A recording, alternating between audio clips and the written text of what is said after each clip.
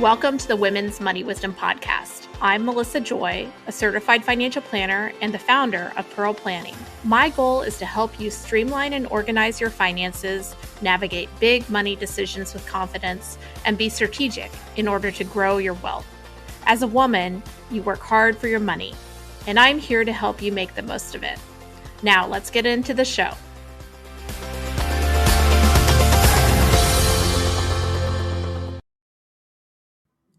As a financial advisor, I have so many times where women, over the years that I work with them, change their perception of where they want to land. They also get feedback from work, from their corporate careers, that says what you want is not what you can get. And oftentimes there's a turning point where everything that worked suddenly falls apart. In fact, that's part of my own origin story, whether it's as a podcast host or the founder of my own wealth management company.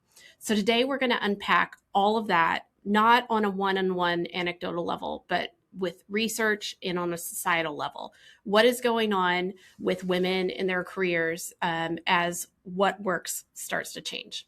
And with us is recent author Stefanie O'Connell. She is an award-winning journalist and the author of The Ambition Penalty: How Corporate Culture Tells Women to Step Up and Then Pushes Them Down. Her work dismantles the myths keeping women from equitable pay, leadership, and power, one data point at a time. Stefanie, welcome to the podcast. Wow, what a great intro. Thank you. Well, I'm so glad to have you here. This is an issue that's close to my heart because I see the ambition penalty and I see that, just like that treadmill that never really moves day to day in my actions. And, as a wealth manager, there are ways for us to bulletproof your life and your financial resources so that even if you are a victim of the ambition penalty, you can make things work. But I want that those road bumps to be evened out, to be unblocked for future generations, for my kid, for my daughter. So tell me a little bit about how you started doing the research that you do. Sure. So I come from a reporting background, specifically in personal finance, and people who are really trying to follow all of the best practices, implement all of those steps that we know we're supposed to do. And what I found in people's experiences of doing all of the right things and then the outcomes they would get when trying to implement them is that there was this really chronic disconnect that still continued to play out differently across identity, where I would be speaking to women who would do all of the same things as their male peers and still not be able to get access to the same opportunity or pay or promotions. And that hampered their capacity to save, to pay off debt, to build their wealth at the same rate. And so what I really wanted to understand was why this was happening. What was actually going on between, doing the right things and not accessing the same outcomes. And that really led me down the research rabbit hole. This is a very data-driven book where I looked across sociology, psychology, economics, public health. Oftentimes when we talk about academia and the research, there is a lot of siloing. There's not a lot of communication between these fields. And then there's a disconnect between what's in the empirical literature and then what's in the mainstream media. And what I've heard in the mainstream media, as someone who's like adjacent to it, basically, is these stories about why women were struggling, the idea that they just weren't ambitious enough, that they weren't confident enough, that they weren't leaning in, that they weren't asking for more. And yet every woman I spoke to was doing all of those things. They were ambitious, they were confident, they were doing the right thing. So I knew that something wasn't adding up here. And I wanted to make sure it wasn't just anecdotal. Was it just me living in my little bubble, the women I'm around, or are they all just ambitious in a way that other women are not? It didn't sit right with me. So that's where I started digging into the research. And the research really reaffirmed that so many of these ideas of what really stands in the way of women being able to access equal pay, opportunity, and power really aren't borne out in the data. Women are ambitious. They are confident. They do ask for more, but they are still not as likely to be rewarded in the same ways for it. And as I titularly put in my book, they're often penalized for doing those very same things that men can reliably do to get ahead and be rewarded in their careers. That is often weaponized against women in ways that not only keep them from accessing the same pay or power, but can also result in real consequences. Some of the women I spoke to had job offers rescinded. They experienced turbulence in their personal relationships. They were labeled not a good fit or not a team player, and so discounted from future promotions and opportunities. And what I started to see was this is how inequality is being reinforced in a modern context, even as more explicit barriers to women's participation have fallen away. So interesting. And just if we can solidify before we dive into your research, the traditional, kind of headlines that say, here's why women don't get ahead, here's why there's, for example, a pay gap, are that women are more likely to be caregivers, they're more likely to opt out, they don't negotiate salary. What are some of the other, kind of traditional reasons that, we kind of start with to say, first of all, are these legit? I mean, there's endless excuses, and many of them manufactured, and some of them starting from a kernel of truth, but being really manipulated in a way. It's true that women are more likely to be tasked with caregiving responsibilities. They have twice as much of the childcare and household responsibility. But the way that is implied is though it's freely chosen, as if women are opting into shouldering all of that extra load in a way that the research doesn't bear out. No more than 2% of women in the United States have explicitly said they want to be stay-at-home mothers. And that's been true now for decades. And that is not what happens. Most women are, yes, in the paid labor force, but much more women are scaling back their careers in ways that they do not want, in ways that hurt their well-being, in ways that hurt their economic autonomy, and in ways that really create a lot of stress around both parenting and in their relationships. And that is something that is being framed as actively chosen or a sign of a fundamentally different ambition relative to their male peers, rather than something that is being forced through gendered constraints. And the fact that when women become mothers, no matter how committed they are to their careers, they're still less likely to be able to access the same support from their employers, the same opportunity, the same pay, while their male peers are more likely to be rewarded with greater promotions, greater pay, greater support, more work-life balance and flexibility. And so what is often framed as freely made choices are really women not even having the same choices available to make. And that's one of the things that I really parse out quite a bit in the book. Now, that's just one example. As you mentioned, we get the women don't negotiate, we get the women just choose, quote unquote, lower paying jobs. Again, there's so much data in the book that really debunks this, from the fact that women in male dominated careers are face far higher likelihood of being blocked from even entering the careers, much less likely to be hired, much less likely to be able to access advancement within those careers, much more likely to be harassed, much more likely to face abuse and mistreatment in those professions, often put at higher safety and physical risks in ways that compound already risky jobs. So it's just so disingenuous to suggest that these are things that are being motivated by choice or some kind of natural ability, as opposed to being motivated by really different realities. Even when women do enter a field that is male dominated, as that field becomes more and more dominated by women, the pay of that field starts to drop for both men and women within it.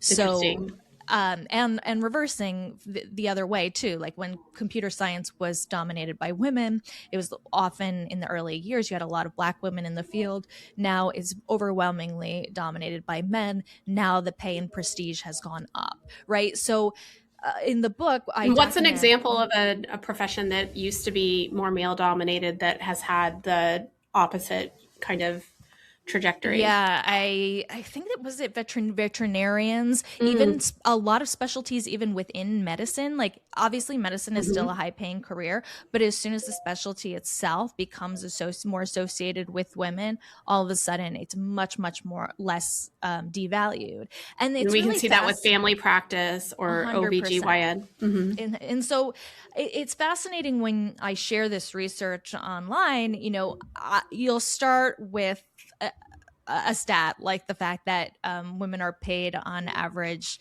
I think right now it's 81 cents on the dollar relative to their male peers. And that's just the average for all women. If you parsed Yeah. out for women of color, it's much worse. Yes. Um, but then, you'll get all the comments. Well, these women just choose lower paying jobs. They don't ask for more, whatever it is. And so then I'll go through the data on like the choosing lower paying jobs myth. And then they'll come back and they'll say, well, it really isn't about that anyway. It's just that women have kids. And so then you get into like the caretaker constraints and you debunk that. And then it's like, well, it's really not about that anyway. It's really just that men are more naturally suited to multitasking and being leaders. And then you point Hmm. out that like, well, if they were such great leaders, they'd be able to like change their own children's diapers and schedule the family plans.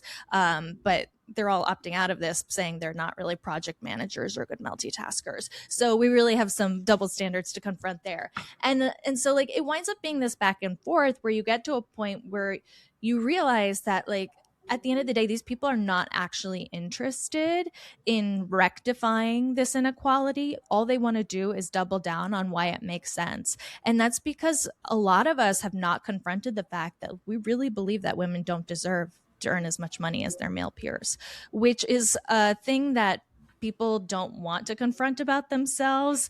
Some people like will even hear me say that and be like, well, that's not me. And I'm like, great. If it's not you, then like, let's really interrogate this pattern of always moving the goalpost to justify why that should make sense instead of putting our energy into making sure that this no longer happens, because that's why we're stuck here. It is, so you can think about all of the silent dialogues that are subconscious, just starting with your first example. Woman has a child in the workplace versus man has a child in the workplace. The subconscious is she coming back? Will we get as much of her time? Whereas the subconscious for the male who has the family is he's potentially the breadwinner now. Even if they were both working, she might opt out, which leads to unconscious biases or conscious that are, and you can take any of the examples and then think through that silent dialogue that is often kind of understood in the room and think about how it compounds when there are so many of these conversations that aren't spoken, um, Yeah, I like your point about the influencing actions. compounding, right? Like, it's not just this one moment in time. A lot of the times when we think about gender bias, we think of it, even in the research context, it'll often be like, well, in this hiring experiment, women were 8% less likely to be hired when you controlled for all of these other things. But the thing is, like, that's not how this is showing up. This is showing up every single day with the stereotype about job choice compounding with the stereotype about like um, ability or interest in advancement, with a stereotype about parenting, with a stereotype about what leadership should look like. And when you start to compound all of these gender double standards on top of one another, that's how you get to a place where inequality doesn't move, even as women become more ambitious than ever. So then when women become ambitious, let's say they're I don't know if there's a difference based on your research on different career stages for that ambition, but what do you find when the ambition is unbridled, unapologetic? Um, what are you unpacking or finding in your research for what the results of that ambition are for women versus men? So we see that men and women have very similar ambitions. Men similarly also want to be involved in their personal lives, much like women similarly want to be involved in their professional lives. So personal and professional ambitions don't really shift very much naturally across identity. Where they do shift is depending on the context in which those ambitions are being either fostered or damaged. And that's true across identity. So if you're someone who is constantly having your desire to get ahead undermined, penalized, met with skepticism, if you're being punished for it, your ambition erodes over time, no matter who you are. And the other way around, if you're someone whose ambition is constantly being celebrated, rewarded, championed, supported, mentored, rewarded with more opportunities, more pay, your ambition grows over time, no matter who you are.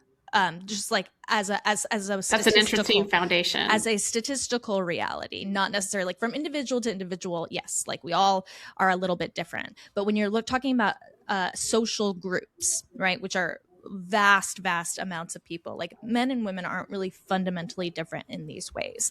Ambitions are very similar. They respond very similar to the environments around them. What we do see, however, is that women get to a place where they're more likely to be in those environments where their ambitions have been actively undermined and damaged. And what I point out in this book is that that is by design. This is not happening by accident. You don't wake up one day and suddenly lose your ambition. Like, you might feel that way, but it's not spontaneous. It is happening on purpose, because if you can disenfranchise people from the thing they want, and if you can make them believe it is an internal thing that's happening within them, then they're not going to challenge the system that's doing it to them. They're just going to think it's themselves and some kind of personal evolution. And so we wind up having these conversations about, like, I guess I'm not ambitious anymore and I'm just exhausted. And we think that exhaustion and burnout is just like a coincidence, but it's not a coincidence when it's happening at scale across an entire demographic, right? And that's why I use this really powerful data throughout the book. One of my favorite data points that I came across in the research was that it's actually men who have more free time, who have more work-life balance, who have more time for their hobbies and their leisure. And they didn't have to give up their personal power or their ambitions to access it, or their economic autonomy for that matter. So I think what I'm really trying to do here is reframe this conversation in a way that allows us to really identify the problem where it is. And the problem is not individual. It's not happening within us. It's something we are collectively experiencing in the environment around us. And it's not something that's personal, even when it feels that way. But when we think it's personal, we think it's our fault. And that winds up being a very, very good way to allow the system to continue reproducing itself. Because when we think it's our fault, then, we think we alone have to solve for it alone, or bear the consequences alone, or show ourselves to the door. I mean, exactly. So you're describing what, I may be taking liberties, but you might call systemic gaslighting, where women are given negative consequences and feedback for their ambition.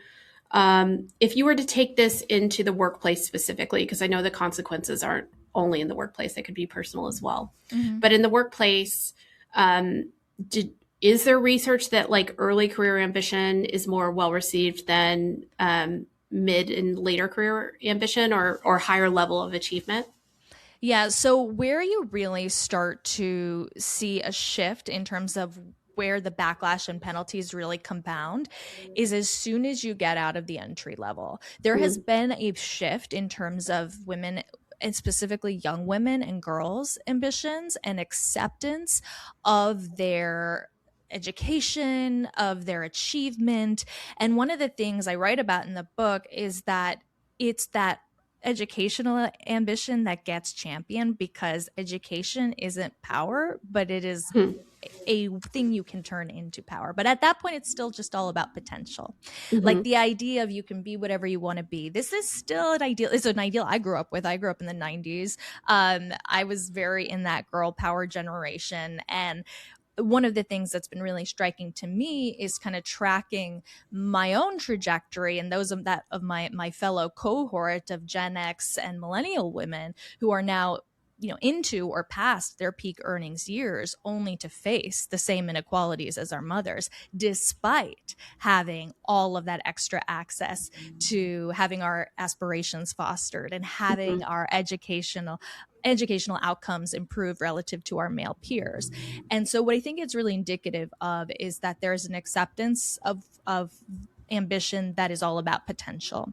But as soon as you try to translate it into power, and power that challenges an ideal of power that is overwhelmingly male dominated, that's where the backlash and the penalties really go up. So for a really good example of this is like in male dominated fields, a lot of these dynamics and sexism is so much worse because the field itself is perceived as for men. So treating women poorly, even for doing things that their male peers are rewarded for, is basically a sign that's saying this is not for you, leave.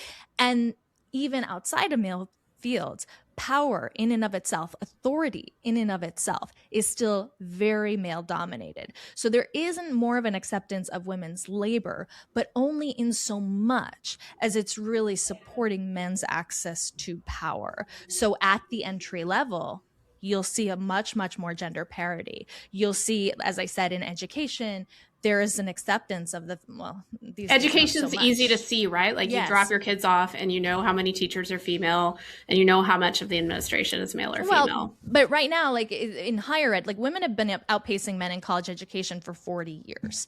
So that is something that has been a huge success story. And there has been an acceptance of that until recently. Now there's much more backlash against that. But my point being is, like, despite that overqualification and that acceptance of that potential, as soon as you go to try to put that potential into power, you try to translate it into authority that is more than just like the labor that support at the entry level that supports the rest of the power structure of the organization, immediately you're going to start getting backlash. And these penalties amplify the higher you seek to climb, because power in and of itself, people think boss, they think male. Whether you're a man or a woman, it's not about whether like you as a person are sexist. It's really just about the fact that we're all conditioned growing up in this world in which we perceive our authority figures, our people in positions of power, to be men. And even if we are women, we see a woman expressing the same potential, the same power as, like, well, what's wrong with her? Even those of us who maybe even explicitly identify as progressive or wanting to gender more egalitarian outcomes.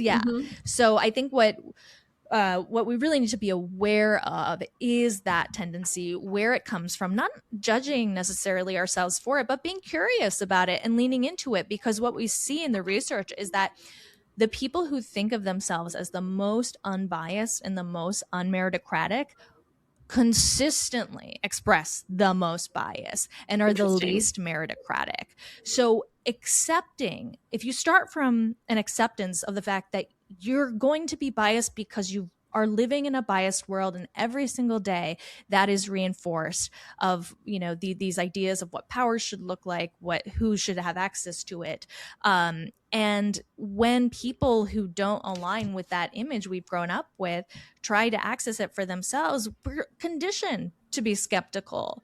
But I think like if we can be aware of that and try to actively, consciously, as a continual practice, identify it, we're in a much better position to disrupt that cycle than people who automatically assume that, well, we don't judge here based on gender anyway. We only judge here based on performance, because those are the people who are least judging based on performance. Interesting. So let's talk about, I'm just curious, so that is one solution, is to stop saying that you don't have that bias, acknowledge it, and identify that you're not biased as you're going into a framework of making decisions. Yeah. What are some other, if you're someone listening and you're in a corporate career and you're, thinking, oh my gosh, this is my life, this is my career, or I'm entering that phase where I'm expecting, advancement and how do I protect myself? Are there like micro movements that can help to change, knowing that the system is not going to fix itself in the near future? Yeah, so I write a lot about the ways things like asking for more and asserting yourself and negotiating is weaponized against women. But that doesn't mean I don't think women should do it. I still Mm-hmm. think we need to do it, but I think we need to be realistic that doing all the right things in and of themselves will not gain us access to equal outcomes. So, what I say is what we need to do is continue these best practices as we currently know them, but add on these more collective systemic elements to our goals. So if the goal is advancement, if the goal is equitable pay and promotion, sure, we're going to do all of those things at the individual level, but what can we do in partnership with other people to change the environment around us? Is there a pay transparency policy in our organization? If there isn't, can I just start practicing it with my own peers so that I know not just what they're making or what the expectations are, or if I'm being underpaid, but like I know more about the environment I'm in, because Mm-hmm. every environment is different. There are going to be people who you're going to be able to identify.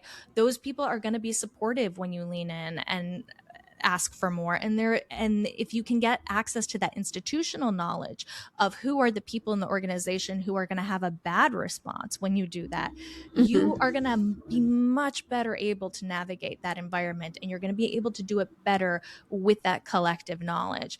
Also, if you can go to the organization, say they do have an equity policy, look through the employer handbook. I'm sure they have stuff written in there, but you Mm-hmm. can go in with a group of people to point out the disconnect between the policies and the practices in a much more effective way and with far less backlash than if you're approaching those conversations alone. Interesting. That's super helpful. And then in addition to the kind of systems and impacts and outcomes on the career side of things, what are some of the personal penalties that women pay for ambition, whether it's the impact on their relationships or with their children? Mm-hmm. What do we need to be familiar with and aware of when it comes to the research?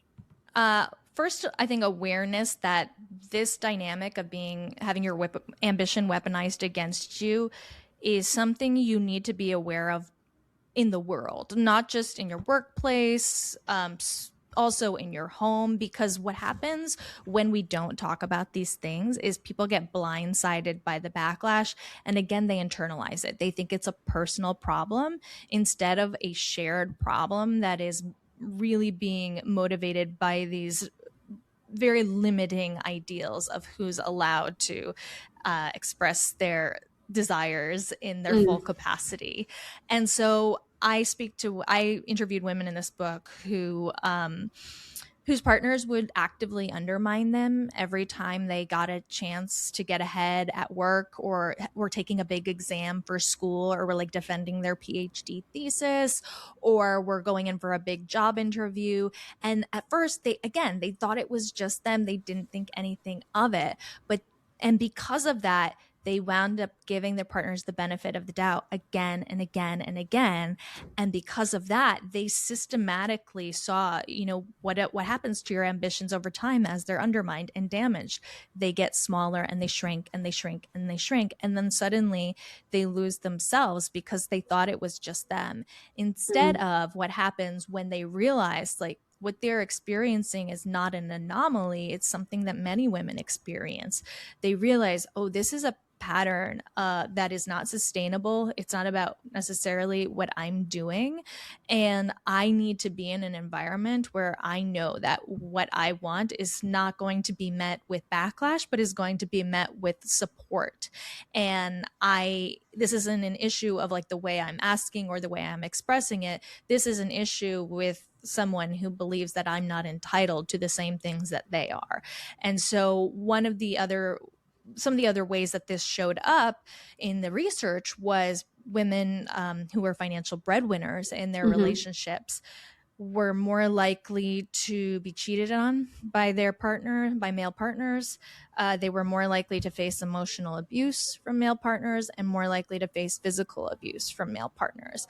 Again, I want to clarify, like, there is nothing in this data that suggests that this has anything to do with what these women are doing. In fact, the research is very clear that as women's incomes go up, outcomes improve, their well-being goes up, relationship satisfaction goes up. It is only when women's incomes surpass 50% of the household income, so when their relative income is greater, that's when the penalties start coming up in the relationship.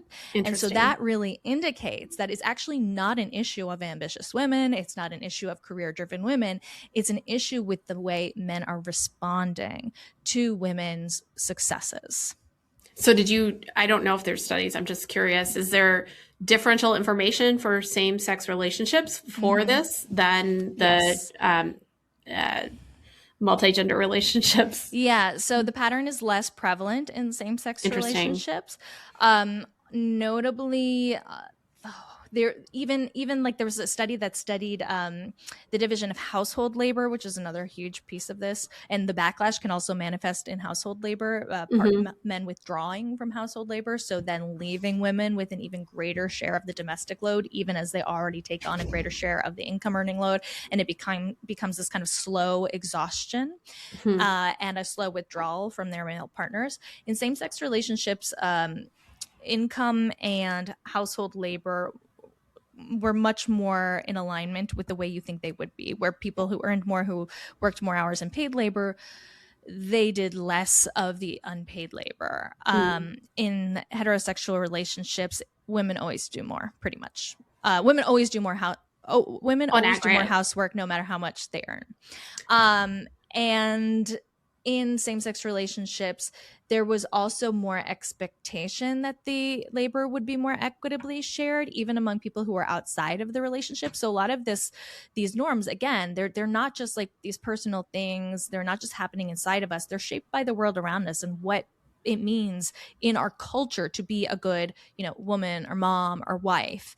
And so people's expectations in same-sex relationships, even from the outside, are also more equitable. And so that translates into a more equitable division of labor within the relationship. But interestingly, while people outside the relationship said that, the breadwinner should be tasked with less of the household labor, that changed a little bit based on people's gender expression. So if if it's a same-sex couple of men, for example, and one is more feminine, traditionally patriarchally speaking, than the other, then that gender expression still manifested in more expectation that more quote unquote feminine partner would perform more of the household labor. So I think it just really goes to show just how entrenched these ideals are. Yeah. Interesting.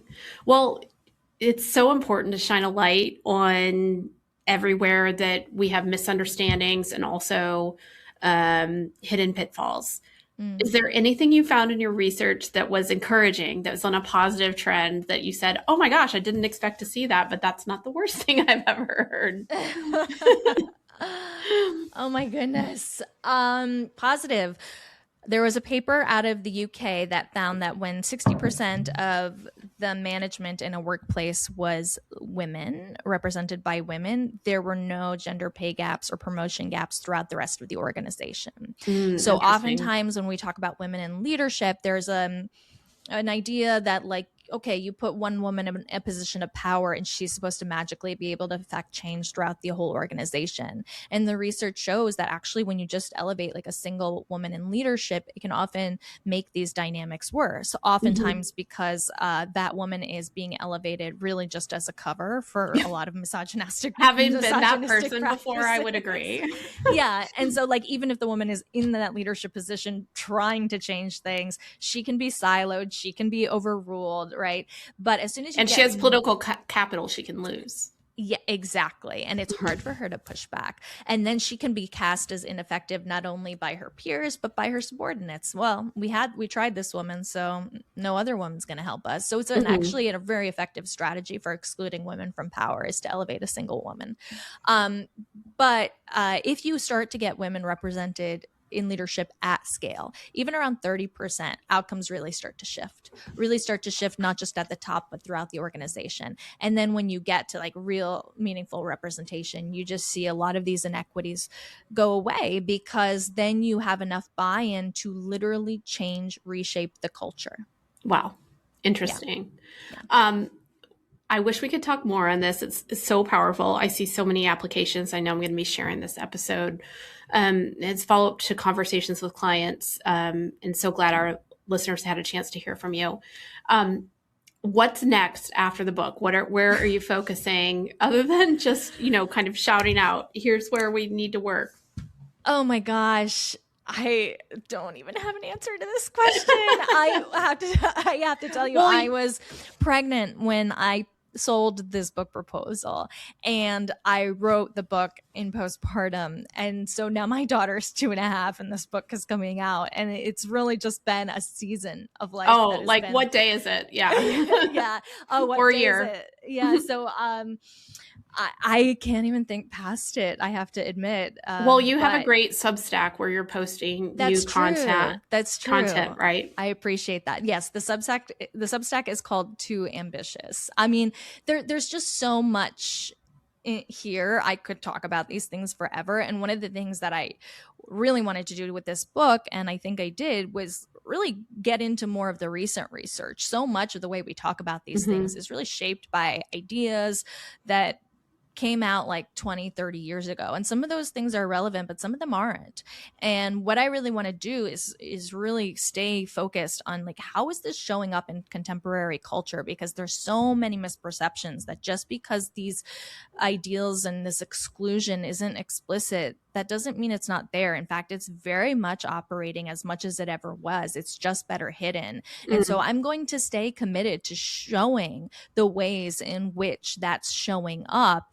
Again, it doesn't look like we're not going to hire or promote you because you're a woman, but it effectively functions the same way. And it's much, much easier to talk about navigating this more effectively if we're all aware of how it's showing up. But right now, there's still way too much of this misperceptions and myths and misinformation around why our outcomes are so unequal. And so I think this book is the first step.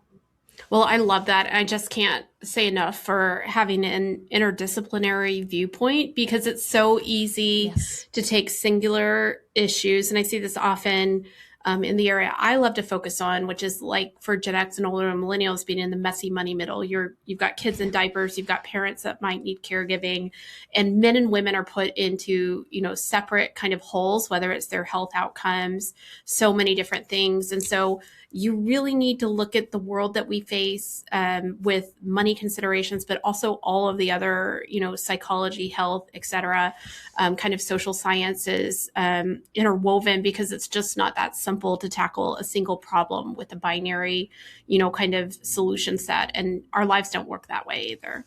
Absolutely. I so appreciate you saying that. That is consistently proven true throughout my career.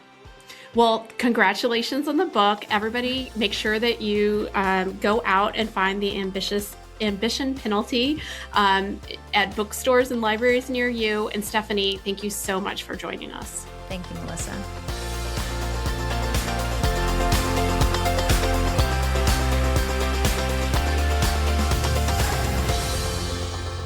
Thank you for listening to the Women's Money Wisdom podcast.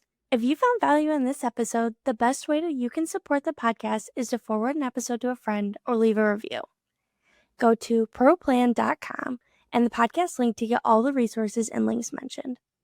This presentation by Pearl Planning is intended for general information purposes only.